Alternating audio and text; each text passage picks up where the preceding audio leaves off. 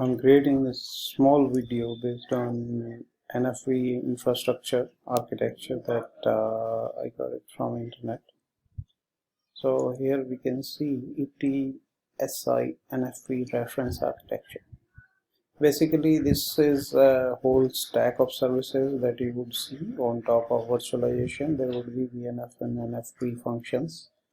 And then there is NFV Orchestrator. Orchestrator is composed of orchestrator and manager, and then VIM, virtualized infrastructure management, and security orchestrator based on Moon framework. So this is actually an independent orchestration tool that helps you to provide various services on top of virtualized platform that can be in form of OpenStack or KVM.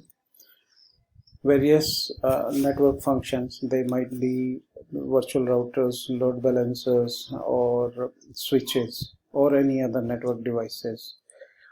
Those would be deployed using VNF and orchestrator. So NFV Orchestrator makes use of Heat API, and then it orchestrates the deployment of it. And there is a management, and then it makes use of all the components that exist inside NFV Orchestrator. NFV stands for Network Function Virtualization, whereas this whole architecture is part of OSS, Business Support System, in most of the telecom companies. Thank you.